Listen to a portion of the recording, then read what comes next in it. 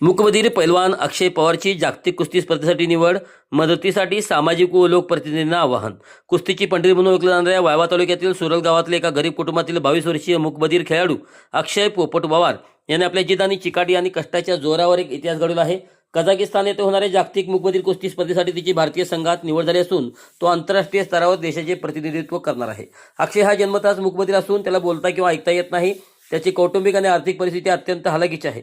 आई वडील मोलमजुरी करून कुटुंबाचा उदरनिर्वाह चालवतात.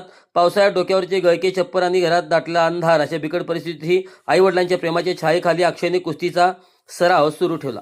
गरिबीच्या लाल मातीत गाठल्या जाणाऱ्या स्वप्नांना त्याने आपल्या ध्येयाने नवीन ओळख मिळवून दिली. कझाकिस्तानला जाण्यासाठी लागणाऱ्या खर्चाची काही प्रमाणात सोय व्हावी यासाठी अक्षयचे वस्ताद संदीप पाटलांनी सुरल ग्रामस्थांनी एकत्र येत लोकवर्गणीतून 50,000 रुपयाची तातडीची मदत उभी केली आहे. मात्र आंतरराष्ट्रीय स्तरावरील प्रवास, खुराक आणि पुढील क्रीडा प्रवासासाठी हा खर्च अपुरा पडत आहे. केवळ कझाकिस्तानचा दौराच नव्हे तर अक्षयच्या गळक्या घराची दुरुस्ती आणि त्याच्या उज्ज्वल भविष्यासाठी मोठ्या आर्थिक पाठबळाची गरज आहे. आमच्या मुलामध्ये देशपातळीवर तिरंगा फडकवण्याची धमक आहे, पण गरिबीमुळे त्याच्या स्वप्नांना अडचण निर्माण होऊ नये अशी भावनिक हाक त्याच्या कुटुंबियांनी दिली आहे.